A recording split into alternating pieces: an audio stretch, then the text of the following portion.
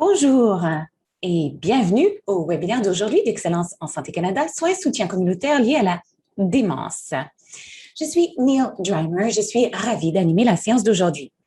Veuillez noter que cette séance est enregistrée. Nous sommes heureux de vous offrir l'interprétation simultanée en français et en anglais pour le webinaire d'aujourd'hui. Si vous souhaitez entendre la discussion dans l'autre langue, veuillez choisir la langue de votre choix dans le menu d'interprétation au bas de votre écran, dans le coin inférieur droit, près de l'icône de globe. De nouveau, si vous voulez entendre la conversation dans l'autre langue officielle, veuillez choisir la langue de votre choix à partir de l'icône d'interprétation au bas de l'écran, qui ressemble à un globe. Si vous êtes connecté sur un ordinateur, pas un appareil mobile, vous pouvez également choisir la langue des diapositives que vous souhaitez voir affichées.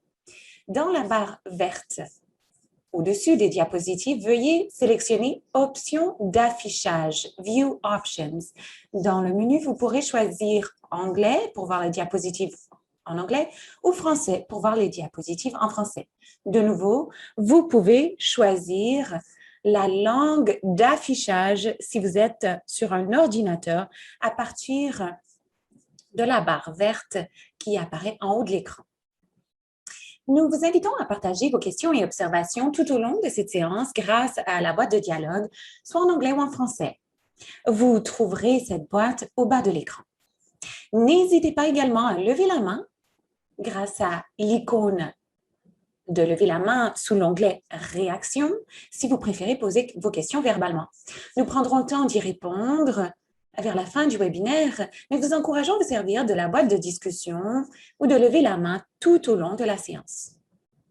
Nous voulions signaler qu'un enregistrement du webinaire d'aujourd'hui sera disponible sur notre site Web dans les 2 jours ouvrables à venir et que nous allons résumer les questions et observations de la boîte de discussion suite à ce webinaire que nous partagerons dans un synopsis qui sera également disponible sur notre site Web dans les 2 jours ouvrables, ou les 2 semaines plutôt à venir. Alors, nous sommes vraiment très heureux d'être accompagnés d'un groupe diversifié de participants à l'occasion de ce webinaire. Et d'ailleurs, nous passons à la diapo suivante. Des personnes atteintes de démence ainsi que leurs partenaires de soins, ainsi que des représentants du gouvernement et d'organisations de partout au pays.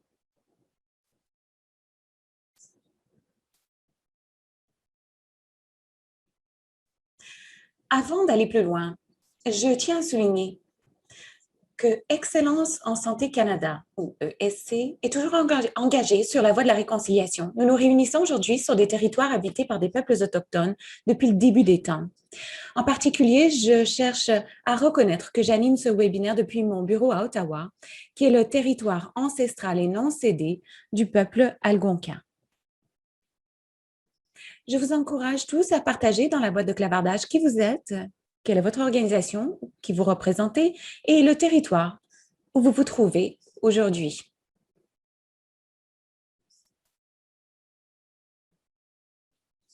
Je souhaite également faire un petit clin d'œil à notre équipe de SC qui a travaillé à créer et à produire cette série de webinaires. Nicole, Émilie, Jessica et également nos collègues Sheena et Kelly qui sont dans les coulisses qui produisent le webinaire d'aujourd'hui. Alors, nos conférenciers invités aujourd'hui sont le Dr Howard Bergman ainsi que le Dr Claude Patry. Et nous serons également accompagnés de Yves Couturier et de Maxime Guillette dans le cadre de la conversation. Nous allons prendre un petit instant pour vous demander de vous présenter, chers invités, un après l'autre. Et n'hésitez pas à allumer votre caméra si le cœur vous en dit. Dr Bergman. Bonjour à tous, Howard Bergman. Je suis professeur à la faculté des sciences médicales, de sciences de médecine de la famille, de gériatrie. Je suis également vice-doyen adjoint Affaires internationales à l'Université McGill. Je m'intéresse à l'Alzheimer depuis une quinzaine d'années environ et je suis très heureux d'avoir l'occasion de discuter avec vous aujourd'hui. Merci beaucoup, Dr Bergman. Dr Patry, à vous. Bonjour tout le monde. Claude Patry, je suis médecin de famille au GMF de Loretteville, dans la ville de Québec. Je travaille également en soins prolongés dans une équipe de psychogériatrie et je fais de la recherche. Je suis investigateur principal pour la recherche clinique en maladie d'Alzheimer chez Alpha Recherche Clinique. Bonne journée. Parfait. Thank you. Yves, Merci. Yves, à vous. Bonjour à tout le monde, Yves Couturier, professeur au département de travail social à Sherbrooke. Et avec l'équipe Rosa, je collabore à monitorer l'implantation du plan Alzheimer au Québec depuis plusieurs années. excellent. And Maxime, over to you to Merci. say. Maxime, à vous. Bonjour tout le monde, Maxime Guillette, je suis étudiant en doctorat en gérontologie. Je m'intéresse à la mise en œuvre du plan Alzheimer dans le cadre de ma thèse. Donc, c'est vraiment lié avec la présentation d'aujourd'hui. On est content de pouvoir partager les résultats qu'on a pu collecter au cours de ces dernières années. Des résultats auxquels il y a beaucoup de gens qui ont contribué dans notre équipe de recherche pour que ce soit possible. Donc, c'est tout un résultat collectif qu'on vous présente aujourd'hui. Donc, je laisse la parole à Howard. Okay, Merci beaucoup. Merci à tous nos invités. Alors, nous allons les entendre sous peu, mais quand même, nous devons présenter quelques mots de plus. Je passe à la diapo suivante. Alors, quelques mots sur Excellence en Santé Canada, qu'on appelle ESC. Alors, nous sommes un organisme de bienfaisance indépendant sans but lucratif financé principalement par Santé Canada, dont l'objectif est d'améliorer les services de santé avec et pour tous les Canadiens et le faire sans relâche. Nous avons été créés en mars 2021 à partir de la fusion de l'Institut canadien pour la sécurité des patients et de la Fondation canadienne pour l'amélioration des services de santé. ESC soutient ses partenaires afin de transformer des innovations éprouvées en une amélioration généralisée et pérenne de la sécurité et de la qualité des soins pour les patients.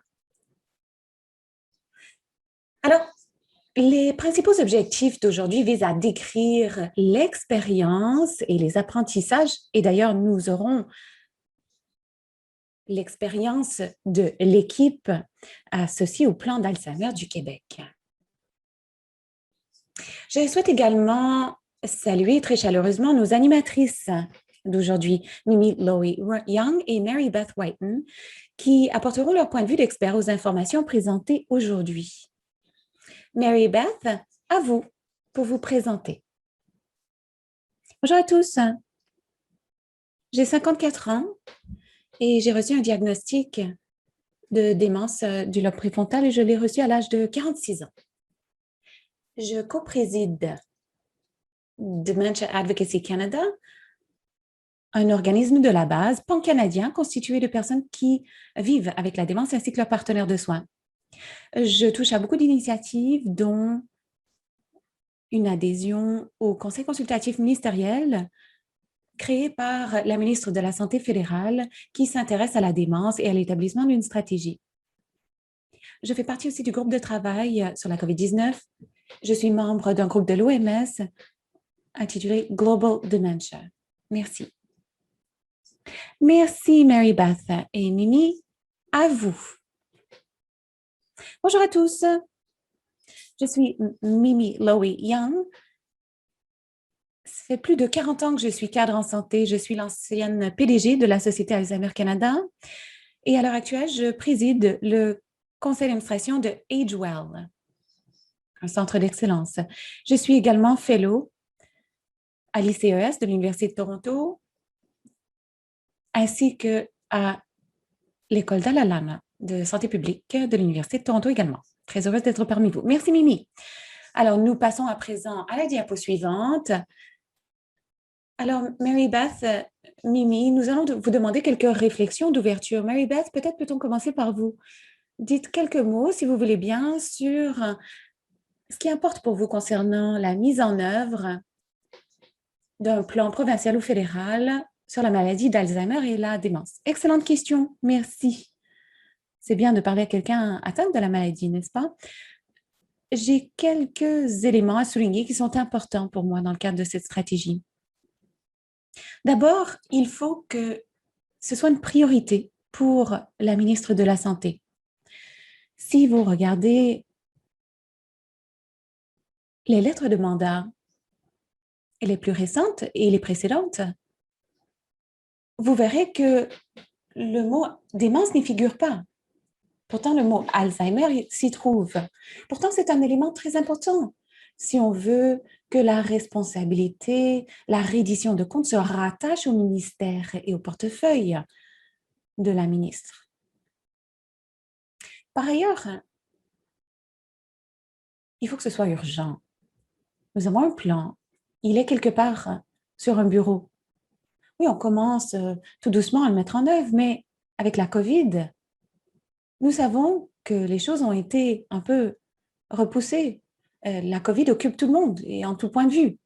Cela dit, les gens qui vivent avec la démence, en raison de cela, reçoivent moins de services, ne reçoivent pas les services de spécialité dont ils ont besoin et on ne diagnostique pas suffisamment de gens non plus.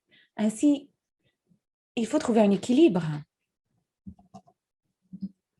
Tandis qu'on présente des solutions à la COVID, il ne faut pas occulter les besoins concernant cette stratégie nationale en matière de démence. Donc, l'urgence doit primer. Les droits de la personne. Si vous m'avez déjà entendu, vous m'entendrez marteler ce message. Et c'est une question de droits de la personne. Le plan lui-même parle de droits de la personne.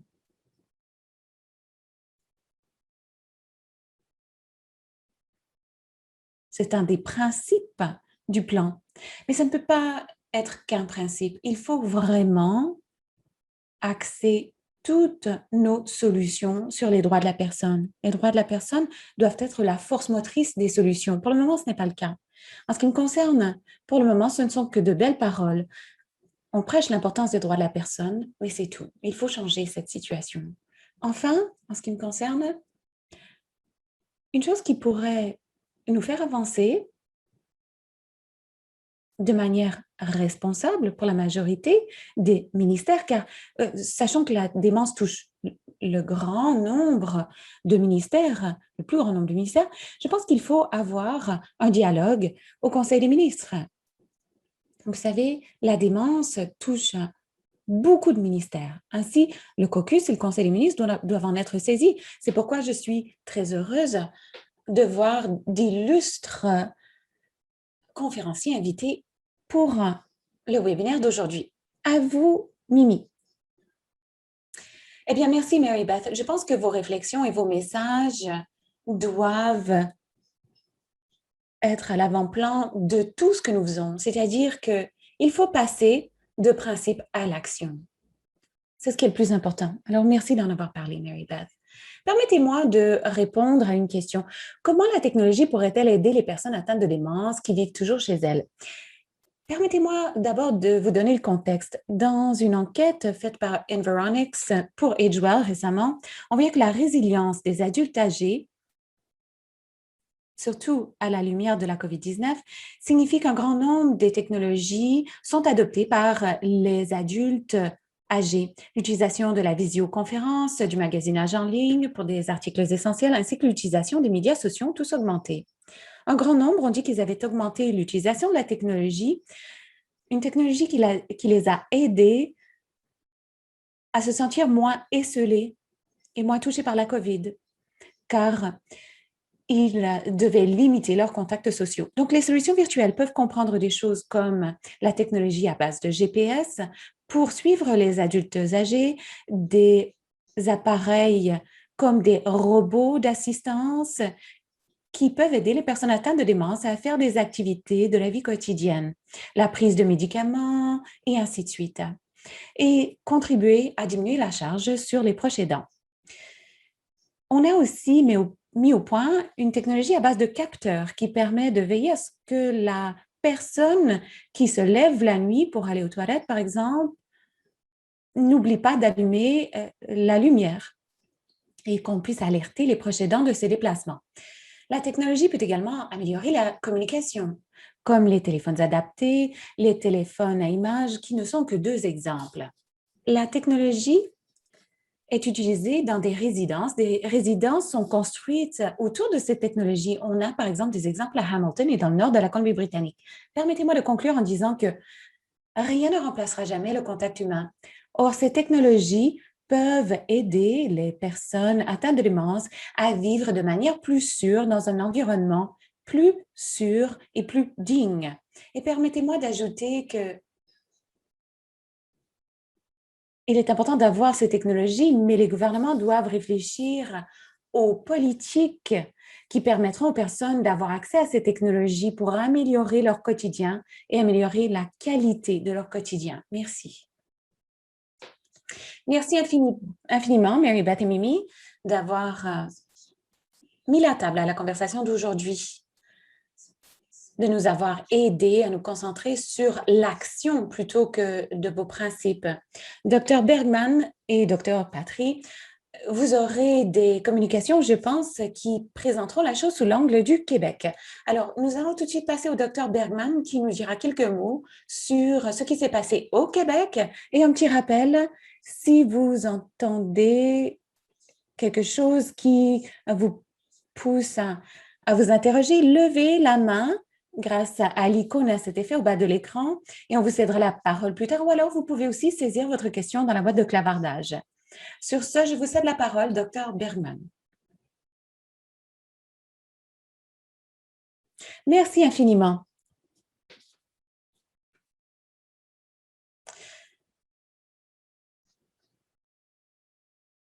Je pense que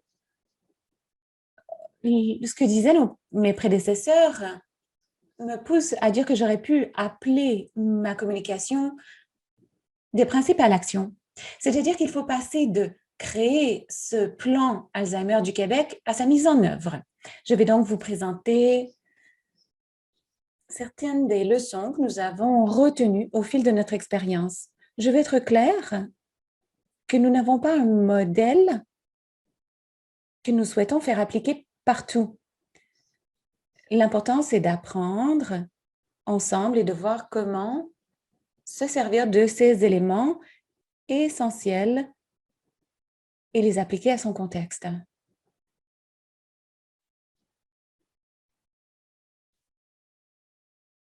Je souhaitais reconnaître la participation de mes collaborateurs, surtout Maxime, mais également Yves Couturier, ainsi qu'Isabelle Vedel, qui font partie de l'équipe de recherche ROSA, qui est une équipe pan-canadienne menée par Isabelle Vedel et moi-même, avec le concours de personnes comme Yves Couturier et d'autres personnes de diverses provinces canadiennes. Donc, ROSA est la recherche en organisation des services sur l'Alzheimer.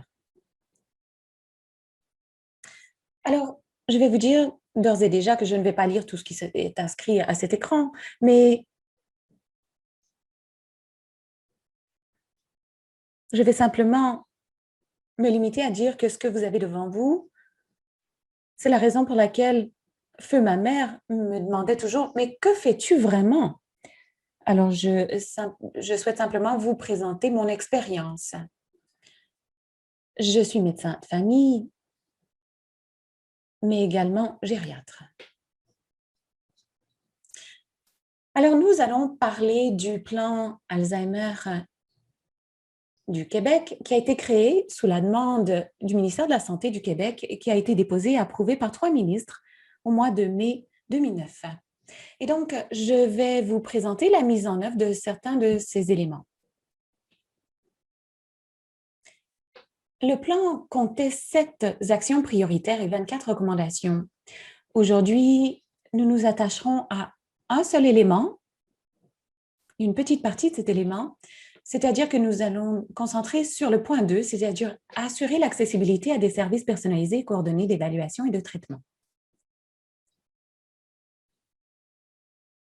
Si vous me permettez de revenir en arrière, je voulais simplement dire que quasi tous les plans d'Alzheimer, de démence que j'ai vus partout dans le monde et dans toutes les provinces, essentiellement, sont appuyés sur les mêmes chapitres, ce sont les mêmes rubriques. Les détails varient et d'ailleurs, nous en entendrons parler un peu plus tard. Donc, le défi, comme vous le savez, c'est l'accès. Accès à des services diagnostiques, à une gestion intégrée et à des soins de suivi. Les cliniques de mémoire ne peuvent pas absorber le volume, nous le savons. J'ai eu le plaisir de co-créer et de co-diriger la clinique de la mémoire de l'Hôpital Juif de Montréal, la meilleure clinique de mémoire au monde, sauf qu'il fallait 8 à 12 mois pour avoir un rendez-vous. Donc, peut-être la meilleure au monde, mais pas très utile. Donc, les listes d'attente sont interminables. Les soins primaires n'étaient pas généralement préparés à prendre en charge les patients. Je le mets au passé car les choses se sont améliorées depuis une dizaine d'années et de nombreux patients donc ne reçoivent pas de diagnostic ou le reçoivent très tardivement. Ainsi, vous avez ici les objectifs que nous nous étions donnés pour assurer l'accessibilité à des services personnalisés et coordonnés. Donc, un accès rapide, mais de manière plus importante, une prise en charge et personnalisée et innovante dans l'accès à l'établissement et appuyer sur une relation de confiance avec le patient, sa famille et un professionnel crédible. J'insiste sur une chose, il faut une gamme de soins primaires communautaires flexible et une approche centrée sur la personne et non sur la maladie. Rappelez-vous que l'Alzheimer et la démence sont des maladies des personnes âgées, généralement, mais pas seules. Les personnes atteintes souvent de maladies chroniques et il faut les prendre en charge dans l'intégralité de leur personne, selon leur contexte socio-économique et culturel également. Voici donc le modèle. Si vous connaissez le modèle des maladies chroniques, c'est le modèle des maladies chroniques. Un modèle de soins collaboratifs, un partenariat entre le patient, le proche aidant et l'équipe clinique, c'est-à-dire le médecin de famille, les infirmières, les travailleurs sociaux qui relèvent du groupe de médecine familiale, le GMF. Bon, GMF tel qu'on l'appelle au Québec, mais il s'appelle autre chose ailleurs. Alors, le médecin joue un rôle important, c'est parfois une infirmière, c'est un rôle qu'on dit pivot. Alors, c'est le modèle du cancer ou du diabète. Pour le diabète, 80% du diabète est géré en soins primaires et seuls 20% des cas très complexes sont envoyés à des experts. Le modèle du cancer, bon, dès que vous voyez le cancer, vous l'envoyez chez l'oncologue. Donc, c'est le modèle de diabète davantage que le modèle de cancer. Et donc, c'est le modèle qu'on voit se déployer partout au Canada. Et il est ancré dans les soins primaires, mais avec le soutien de services spécialisés. Alors, c'est difficile pour vous de lire cette diapositive, mais ce que nous avons mis au point, de concert avec un groupe de cliniciens, de parties prenantes et le ministère, c'est un cheminement clinique. Je pense que ces diapositives vous seront rendues disponibles. Je pourrai les envoyer par la suite. Enfin, vous pourrez cliquer sur ces liens et vous pourrez voir le cheminement clinique qui a été mis au point pour les soins primaires, c'est-à-dire qui fait quoi et quand. Et je pense que vous trouverez que c'est très intéressant. Alors, ce que vous allez voir au fil de ma communication, je me sers de caractéristiques distinctives, non pas pour faire référence au Québec, mais alors vous allez voir des caractéristiques distinctives tout au long de ma communication. Soins centrés sur le patient et diagnostic centré sur le patient par l'équipe de soins primaires traitante, trajectoire ou cheminement clinique auprès d'une équipe de soins primaires interprofessionnels, création d'outils de formation, gouvernance collaborative et solide stratégie de gestion du changement, appuyé sur l'évaluation développementale. J'expliquerai ceci au fil de ma communication, mais ce sont les éléments clés que vous verrez s'afficher dans les diapositives. Alors, une stratégie d'implantation différente. En 2009, le plan a été déposé. Soit dit en passant, la COVID, à l'époque, c'était la grippe H1N1. Donc, il a fallu 2 ans avant qu'une décision ministérielle ne tombe, fondée sur la recommandation du plan Alzheimer du Québec. Et ensuite, dès 2011 et 2012, la phase de pré-mise en œuvre a été déclenchée. Je vais en évoquer certains éléments. Alors, comme vous le voyez, il y a une mise en œuvre détaillée et planifiée. Alors, nous sommes à l'heure actuelle dans la phase 3. La première phase a duré 4 ans. Il s'agissait d'une mise en œuvre ciblée qui établissait les projets de mise en œuvre, nous avons couvert environ 40 GMF dans diverses régions avec un examen par des pairs indépendants afin d'améliorer, de mettre à l'échelle pour passer à la deuxième phase de 2017 à 2020, c'est-à-dire la mise à l'échelle, et ensuite de 2021 et au-delà, ce sera l'adaptation post-COVID, transition et symptômes comportementaux. Alors, c'est ce à quoi on s'attachera pendant cette période.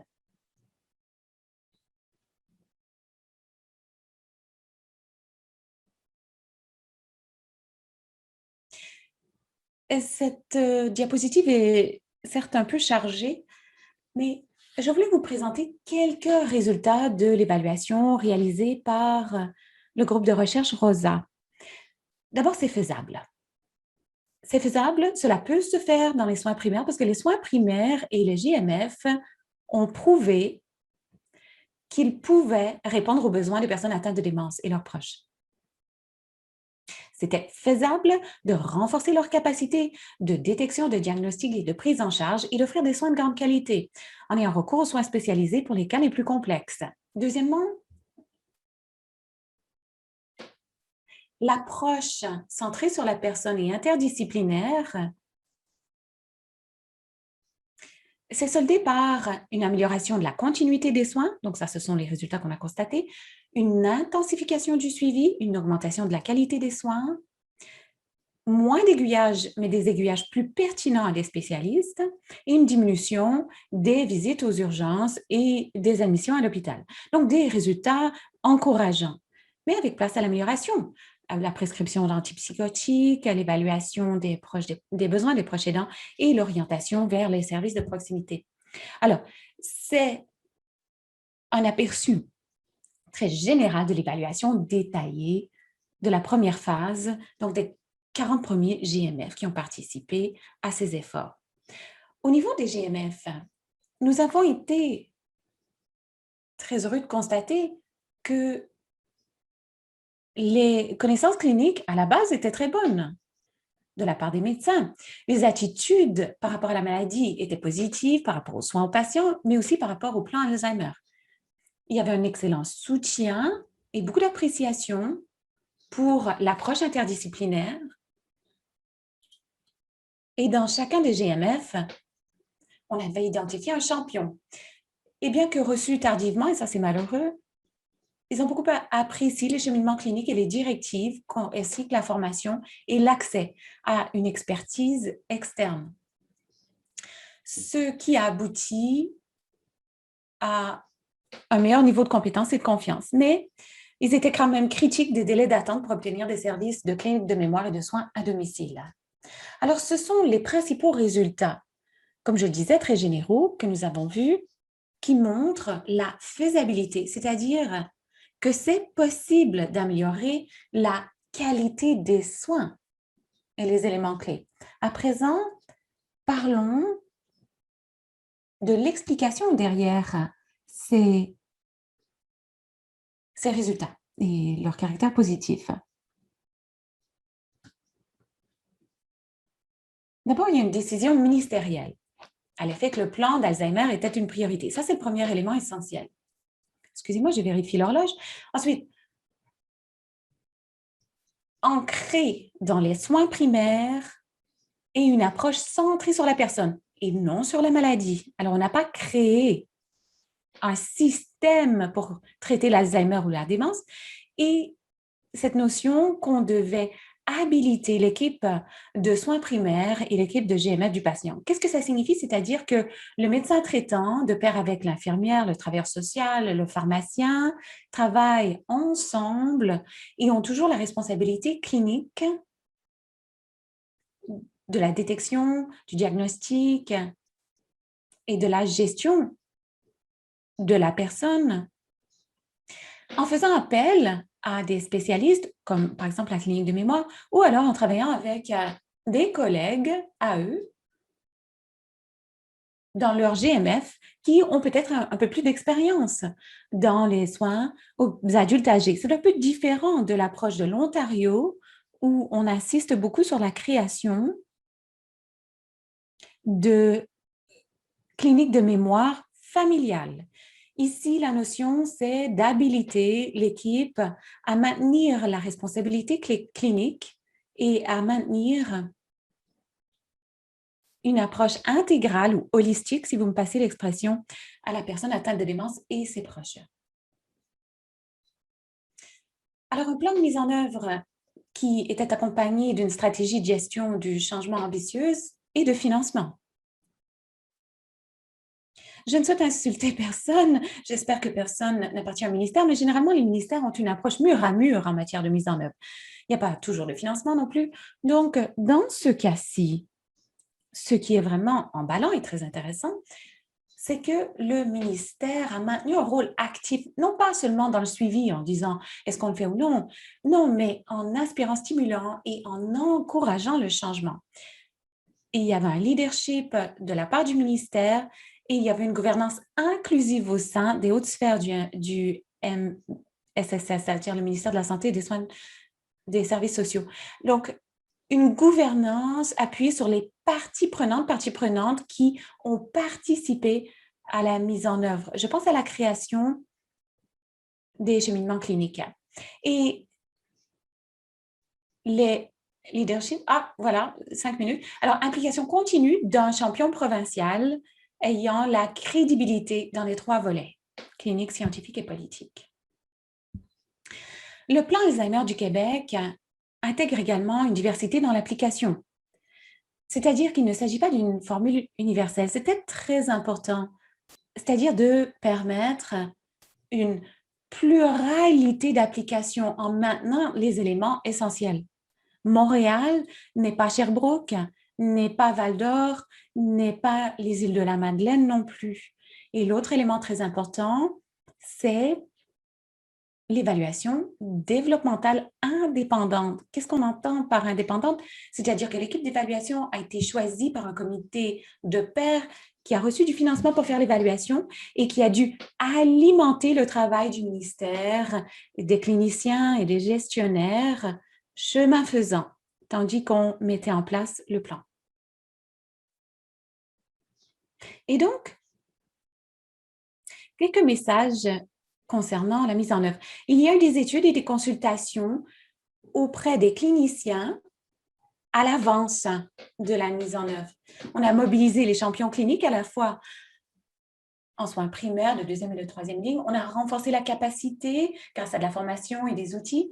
On s'est engagé envers des partenaires universitaires et on a financé l'embauche de 4 gestionnaires pour encadrer la mise en œuvre. Et une approche séquentielle à la mise en œuvre. Donc, la première phase, ce qu'on a appelé projet de mise en œuvre, couvrait 40 GMF. Ça visait à voir ce qui fonctionnait moins bien, ce qui était important pour que la mise en œuvre réussisse, afin de comprendre quels étaient les éléments nécessaires à la mise à l'échelle. Deuxième phase, mise à l'échelle, proprement parlé. Et troisième phase concernant donc les transitions et les expressions comportementales. Alors, il demeure quelques défis importants. Cela ne fait pas de doute. Passer des projets ciblés à leur généralisation, c'est toujours problématique. Au-delà des premiers pionniers. Mobiliser les médecins, faire adhérer les médecins au projet, au-delà des innovants initiaux, la gouvernance et le leadership régional, tandis que cela est répandu dans les régions, l'accès aux spécialistes, qui est toujours un problème, comme je le disais, et le roulement du personnel. J'ignore quel est le cas dans d'autres provinces, je crois que c'est sans doute similaire. Je sais que dans le cadre d'un rapport de l'Académie des sciences médicales du Canada, on a montré que le roulement de personnel était un problème à l'échelle du Canada, surtout en raison de la COVID. Ensuite, maintien de la responsabilité clinique dans les stades avancés, c'est-à-dire lorsque la personne est davantage confinée à domicile, a besoin de davantage de soins à domicile. Comment maintenir la responsabilité clinique des équipes de santé, comment maintenir cette responsabilité et continuer à encourager la vie autonome. les transitions qui sont toujours un problème lorsqu'on passe de la maison à l'hôpital aux soins de longue durée, etc. Les symptômes comportementaux, on insiste beaucoup plus là-dessus à présent. Je mène un groupe qui établira d'ailleurs des cheminements cliniques pour les symptômes comportementaux. Ensuite, l'intégration des personnes atteintes de démence et de leurs proches aidants, toujours facile à dire, toujours beaucoup plus difficile à faire. L'arrivée des biomarqueurs et des médicaments modificateurs de la maladie, on a l'annonce hier de la FDA. Ce médicament aura un impact important, il faudra y réfléchir ensemble. L'impact de cette annonce sur les soins pour la démence. Et évidemment, l'après-COVID. Ce n'est pas qu'on se dise, bon, la COVID est derrière nous, recommençons à zéro. Non. Il y aura des changements très importants qu'il faudra prendre en compte. Et donc, nous avons travaillé ensemble, et ce fut toute une expérience avec Excellence en Santé Canada. Et comme vous le voyez, nous avons quelques livrables. Expérience relative à la mise en œuvre des politiques, stratégies et outils pour renforcer la capacité et cadre d'évaluation et de gouvernance, ces webinaires, ces notes d'orientation et ces séances sur mesure. Si les personnes d'autres provinces s'intéressent à ce qu'on participe, et d'ailleurs, je souhaite insister, nous sommes ici pour comprendre les enseignements principaux. On n'est pas ici pour dire, voici ce que vous devez faire, tout le monde doit le faire de la même façon. Non, on est ici pour comprendre les éléments essentiels pour avancer, les éléments essentiels à la mise en œuvre et les obstacles. Bonjour Nils, je vois que vous me faites signe, je conclus. Alors, ce sera l'objectif de la séance d'aujourd'hui, d'interagir avec vous et au cours des mois à venir. Alors, modèle de soins collaboratif, on pense que c'est nécessaire pour beaucoup de maladies chroniques d'ailleurs, cette notion d'avoir un projet d'implantation qui comprend une évaluation, une formation pour les étudiants, les résidents et les étudiants des cycles supérieurs. Et on pense que cela doit servir de base à la recherche et aux politiques au Canada. Et je souhaite reconnaître ma toute dernière diapositive. Vraiment, c'est la dernière cette fois. Toute l'équipe de recherche Rosa et ses partenaires, dont les personnes atteintes de démence et leurs proches aidants qui ont participé à ce travail. Merci infiniment. Et maintenant, vous allez voir, je vais céder la parole au Dr Patry, et vous allez voir à quoi ça ressemble dans la vraie vie. Merci infiniment, Dr Bergman. Vraiment, quel formidable survol. Et d'ailleurs, nous présenterons ces outils un peu plus tard. Sur ce, je vais céder la parole au Dr Patry afin qu'il nous dise quelques mots de son expérience sur le terrain. Dr Patry, à vous. Beaucoup. C'est un grand plaisir pour moi de vous présenter cette vignette clinique pour illustrer le fonctionnement de notre réseau à l'intérieur du plan Alzheimer québécois. Next slide, please. Next slide.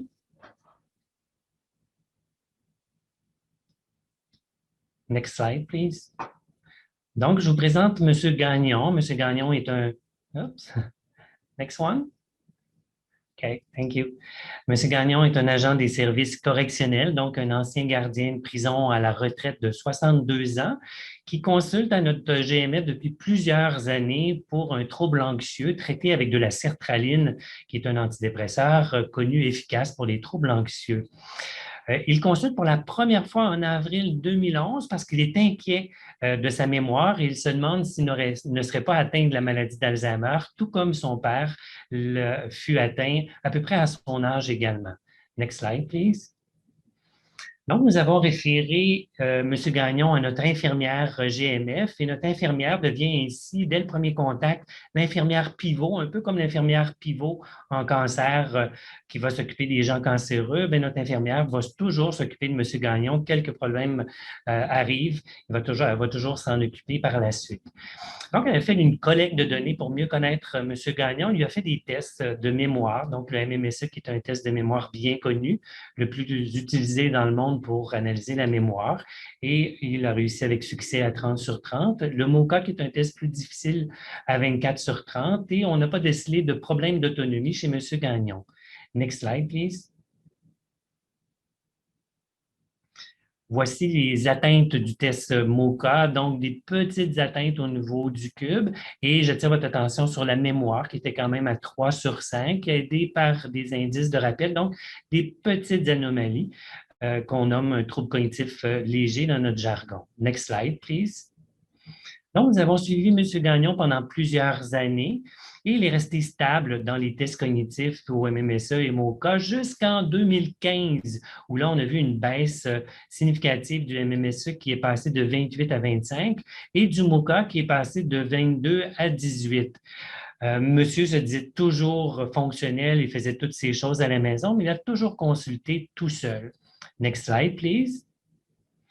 Donc, lui-même avait noté une détérioration de sa mémoire. Il se disait fonctionnel à la maison et il nous disait que l'entourage ne lui avait pas fait de remarques pour sa mémoire. Next slide.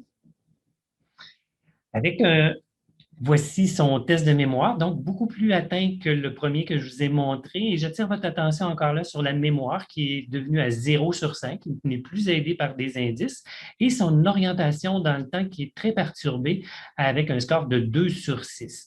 Donc, même si monsieur nous disait fonctionnel à la maison avec des tests aussi inquiétants, nous étions en mesure de nous inquiéter sur son fonctionnement à domicile. Next slide, please. Donc, comme monsieur consultait toujours seul à la clinique et qui nous disait qu'il n'avait pas de réseau, nous avons demandé à notre travailleuse sociale à l'intérieur de notre GMF d'effectuer une recherche ou d'évaluer plus largement son réseau social. Next slide. Voici le rôle de notre travailleuse sociale en GMF, qui est un rôle d'accueil et d'analyse. Next slide. D'évaluation et surtout de liaison avec le reste du réseau à l'extérieur du GMF. Next slide. Donc, elle a un rôle de suivi. Les rencontres peuvent se faire de différentes façons, soit individuelles, en couple ou en famille. Next slide. Et les lieux de rencontre peuvent être à domicile ou au GMF. Et la travailleuse sociale va effectuer également des travaux d'orientation vers d'autres équipes, soit spécialisées ou d'autres professionnels. Next slide. On apprend de la travailleuse sociale que M. Gagnon a un fils et une fille qui demeurent à Trois-Rivières, qui est environ à 1 heure de la ville de Québec où M. Gagnon habite, et que son ancienne conjointe est toujours dans le décor et le visite régulièrement et s'inquiète beaucoup de M. Gagnon. Next slide. Cette dernière nous dit qu'il oublie les conversations, oublie les faits récents, oublie de payer ses factures, prend des notes, difficulté à gérer ses finances lui-même et difficulté aussi à faire la cuisine. Next slide. Devant ces éléments importants, on est en droit de s'inquiéter sur la sécurité à domicile. Et lorsque je parle de sécurité à domicile, 3 points majeurs me viennent en tête, soit le risque d'incendie, le risque des finances et le risque à la conduite automobile. Next slide. Alors, comment faire pour évaluer ces risques à domicile? Bien, on doit se tourner sur notre réseau. Et notre réseau, en résumé, est résumé par le CLSC, le Centre local de soins communautaires, dans la partie soins à domicile, les différents services communautaires, la pharmacie communautaire et nos cliniques mémoire ou nos consultations spécialisées. Next slide. Donc, nous nous sommes tournés vers les soins à domicile du CLSC et dans chaque cellule de soins à domicile, il comporte plusieurs professionnels, dont une infirmière, une travailleuse sociale, une ergothérapeute, une auxiliaire familiale, physiothérapeute, éducateur spécialisé, intervenant spirituel et un centre de jour.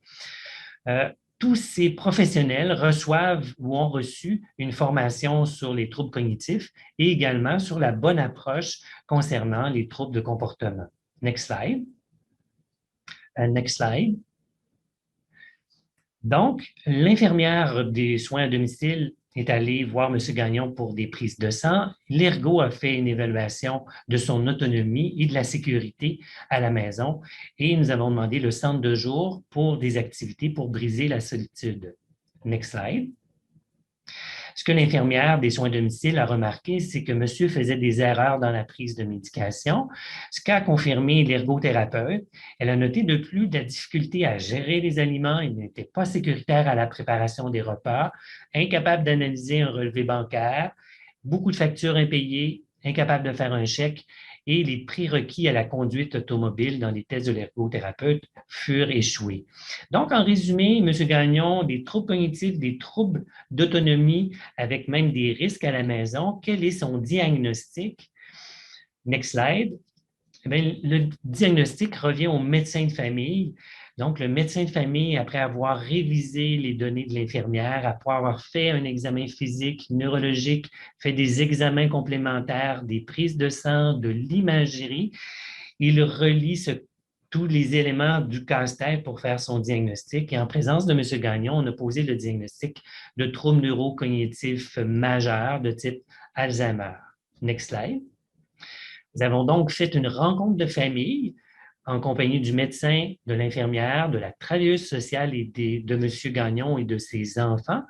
Le médecin a annoncé le diagnostic, lui a prescrit une médication qui était de l'Aricept, qui est un traitement pour améliorer certains symptômes de la maladie. L'infirmière, elle, a expliqué à la famille le suivi qu'elle allait faire, également procéder à un enseignement futur à M. Gagnon et également à ses enfants. La travailleuse sociale, quant à elle, s'est assurée du partage des responsabilités avec les enfants et a fait des références à la Société Alzheimer, à l'Association des proches aidants et à la popote multiservice pour les services des repas. Le fils, lui, s'est engagé à la rencontre de famille de s'occuper des finances de M. Gagnon et sa fille nous a promis de le visiter fréquemment et de s'occuper des repas également. Next slide. Voici le rôle de l'infirmière qui est d'identifier et faire le repérage des patients nécessitant une évaluation cognitive, de faire l'évaluation cognitive. Elle peut elle-même initier des examens de laboratoire et d'imagerie et d'expliquer et de faire de la formation et également faire la détection et le suivi des troubles de comportement. Next slide. Next slide. Next slide. Donc, les services communautaires, donc les principaux sont la Société d'Alzheimer que vous connaissez tous, l'Appui pour les proches aidants, qui est un organisme de financement et des références également d'aide, et l'Association des proches aidants. Next slide. Nous avons également fait appel aux pharmaciens de notre GMF et de la pharmacie communautaire pour gérer la médication, la gestion des effets secondaires et aussi répondre à des demandes spécifiques. Next slide. Voici le rôle du pharmacien. Next slide. Next slide. Nous n'avons pas eu besoin de faire appel à des consultations spécialisées parce que le diagnostic était relativement facile à faire, mais sinon, nous aurions eu la clinique de mémoire qui comporte plusieurs spécialistes qui auraient pu nous aider ou l'équipe de services spécialisés de gériatrie. Next slide. Next slide. Nous avons référé monsieur pour des projets de recherche. Il a fait au moins un essai clinique pour des vaccins chez Alpha Recherche pour la maladie d'Alzheimer. Next slide. Les suites de l'histoire, malheureusement, la maladie, comme on peut s'y attendre, a progressé. Monsieur n'était plus apte à rester à la maison. Il a dû vendre sa maison et il est déménagé dans une résidence pour personnes âgées à l'aide d'un conseiller en hébergement. J'ai revu par la suite, après quelques semaines d'admission à la résidence, et je m'attendais à voir M. Gagnon un peu perturbé, malheureux, déprimé d'avoir vendu sa maison et d'arriver en RPA. Next slide. Mais non, c'était un monsieur Gagnon joyeux, très heureux d'être en RPA, et il est tombé amoureux d'une résidente. Les deux se sont amourachés, et ça fait une belle fin d'histoire pour M. Gagnon. Mais coup de théâtre, next slide. Quelques semaines après son admission à la résidence pour personnes âgées, ce n'était pas une amoureuse, mais 4 amoureuses que M. Gagnon s'est fait. Et ça a ouvert un chapitre très grand parce que la résidence était très inquiète et ça a ouvert un chapitre sur la sexualité chez les patients atteints de maladie d'Alzheimer et de consentement à ces relations-là. Fin de l'histoire. Merci. C'est une dernière diapositive pour dire qu'avec le plan Alzheimer, on a une infirmière, une travailleuse sociale qui sont responsables des 32 GMF de la région de Québec en ce qui nous concerne, qui vont faire du mentorat pour les infirmières et les travailleuses sociales des différents GMF Merci. C'est beau. Thank you so much, Dr. Merci infiniment, Dr. Bergman et Patry. On apprécie infiniment ces exemples vécus et quelle magnifique fin cette histoire. Alors, nous vous invitons à saisir vos questions et observations dans la boîte de clavardage et donc nous allons y répondre sous peu. Et si vous voulez prendre la parole, n'hésitez pas à lever la main grâce à l'icône de réaction au bas de l'écran, en bas à droite de votre écran. Alors, avant de passer à la période de questions, nous aimerions que vous répondiez à quelques questions à l'aide d'un sondage en direct. Avant ce webinaire, connaissiez-vous plutôt le plan d'Alzheimer Québec? Et ensuite, j'en sais plus sur le plan d'Alzheimer du Québec avant de participer à ce webinaire.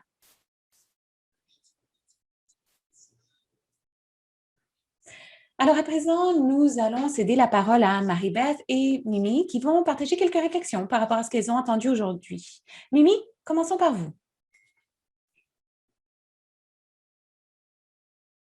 Merci, Neil. J'aimerais commencer par dire que le plan Alzheimer du Québec a des objectifs très, très précis. C'est ce qui lui donne les bases pour avancer, bien que ça a commencé en 2009. Nous sommes à présent en 2021. Et je pense qu'à présent, on a ce sentiment d'urgence qu'on doit pouvoir penser à certaines de ces excellentes initiatives et ces plans de mise en œuvre qui peuvent être envisagés par d'autres provinces, car la prestation des soins est une responsabilité provinciale, comme chacun le sait. Or, je pense, et d'ailleurs, le Dr Bergman et moi avons souvent cette conversation, mais la stratégie nationale devrait pouvoir établir des normes pan-canadiennes et vraiment servir de dépôt pour ces excellentes initiatives qu'on voit partout au Canada. Mais je souhaite quand même donner à Dr Bergman et à son équipe tout le crédit qui leur revient pour l'excellent travail qu'ils ont fait jusqu'à présent. Et je les encourage à continuer à diffuser cette information, à partager cette information avec les autres provinces et le gouvernement fédéral afin que l'on comprenne l'impact que l'on a eu sur les personnes atteintes de démence. Merci. Merci infiniment, Mimi. Alors, nous allons à présent passer à Mary Beth pour entendre ses réflexions. Merci, Nia. Alors, je trouve très intéressant de voir la politique appliquée concrètement. Ce fut donc un parallèle très intéressant. Merci à vous deux. La première partie avec Howard Bergman, concernant vraiment les politiques, c'est ce qui m'a frappé en fait, c'est qu'il faut des politiques qui puissent être appliquées. Et j'ai beaucoup apprécié qu'on parle d'un ministre actif et d'une participation active des parties prenantes et du maintien de l'équipe de direction. À mon avis, ce sont trois volets qui, l'un dans l'autre, sont très percutants et tout plan ici au Canada devrait tenir compte de cette expérience et en tirer des expériences et des apprentissages. Merci. Et la deuxième chose, merci, Dr Bergman. Et ensuite, ce que je dirais, c'est que si vous parlez aux patients et aux partenaires de soins, ils évoquent sans arrêt les défis concernant les transitions. Qu'il s'agisse de passer de la maison à l'hôpital, de l'hôpital à la maison, de la résidence à l'hôpital, de l'hôpital à la résidence, etc., etc., c'est infiniment stressant, infiniment difficile, non pas pour la personne atteinte de démence uniquement, mais tout son réseau qui l'entoure. Donc, ce fut très intéressant d'entendre comment la transition se produit. Et de nouveau, j'espère que cette information sera partagée largement. La dernière chose que je dirais, c'est que nous avons besoin d'un professionnel pivot et d'entendre qu'il existe une infirmière pivot dans ce cheminement clinique, c'est une véritable révélation pour la stratégie pan-canadienne de démence, à mon avis, il faut envisager ces éléments qui sont, à mon avis, fondamentaux, surtout l'infirmière pivot qui devient le point de chute principal. Merci infiniment, Mary Beth. Et je vois qu'il nous reste très, très peu de temps, mais nous avons le temps de répondre à quelques questions. Grace Park de Fraser Health en Colombie-Britannique a posé quelques questions. D'abord, y a-t-il eu des mesures incitatives pour les cliniques de médecine familiale pour qu'elles offrent ces soins? Howard, pouvez-vous répondre à la question? Ou quelqu'un de votre équipe? Oui, oui, bien sûr. Permettez-moi de commencer par dire que dans la première phase, oui, il y avait un budget qui a été consenti aux 40 GMF qui ont été choisis. Dans la deuxième phase,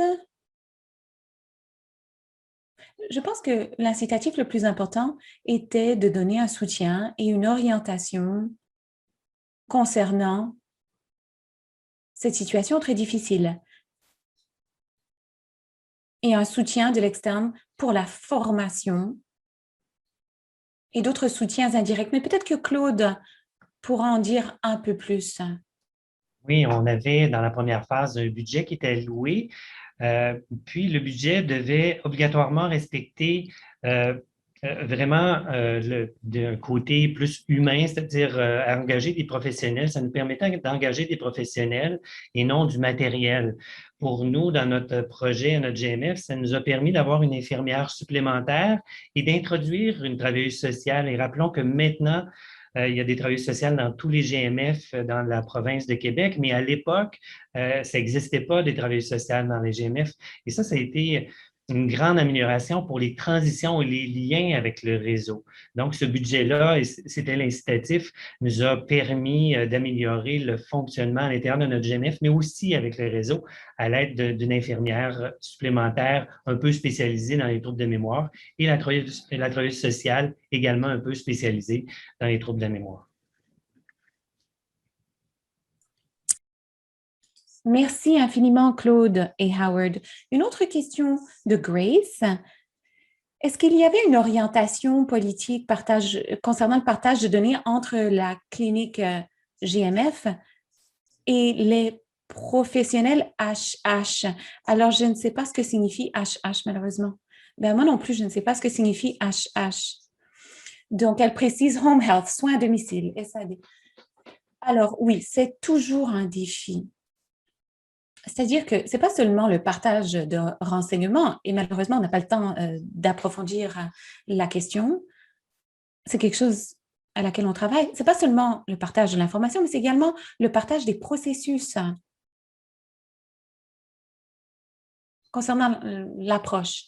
C'est-à-dire que on n'est pas forcément en concordance entre les GMF, les équipes de soins à domicile et, par exemple, également les équipes responsables des symptômes comportementaux. C'est un vrai problème. Donc, le partage d'informations, c'est la partie la plus facile. Ce n'est pas forcément facile, mais plus facile. C'est d'arriver à une façon unifiée de voir la gestion du patient qui pose problème. Merci, Dr. Bergman. Alors, je vois quelques autres questions qui, je pense, pourront trouver réponse dans la boîte de clavardage où on pourra peut-être faire le suivi. C'est-à-dire quel pourcentage des prestataires de soins primaires au Québec font partie d'un GMF, je peux répondre. C'est 60%, 60-70%, et ça va croissant. Et il y a une politique gouvernementale visant à continuer d'investir dans les GMF et les nouveaux médecins se greffent généralement à des GMF. Donc, ça va croissant. Merci. Et la dernière question, je pense qu'elle mériterait une longue réponse, mais Howard, je pense que vous avez invité tout le monde à vous adresser les questions directement par la suite. Oui, avec plaisir. howard.bergman@mcgill.ca. D'accord, alors on va mettre votre adresse dans la boîte de clavardage. Pouvez-vous expliquer comment vous avez pu intégrer vos services aux services de proximité et ce qu'il doit faire pour y arriver? Alors, on n'a pas le temps, évidemment, d'aborder cela, mais je parie qu'on pourra y répondre en délibéré. Alors, je vous rappelle qu'il existe beaucoup de trousses d'outils, dont la trousse d'outils du plan Alzheimer du Québec. Cette trousse est maintenant disponible sur le site de SC. Nous allons ajouter le lien dans la boîte de clavardage.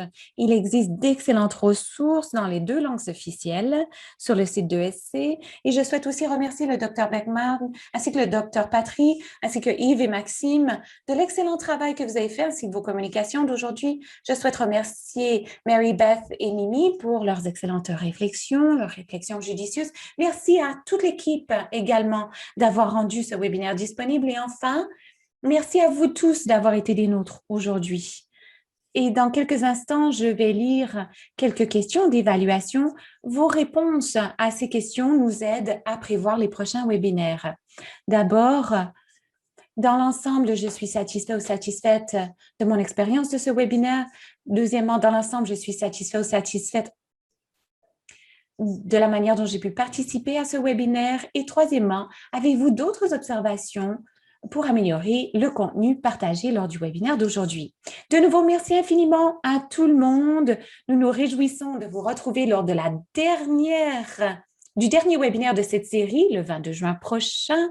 Il sera question du travail de navigation qui se fait au Nouveau-Brunswick. Passez une excellente fin de journée. Merci à tous. Au revoir.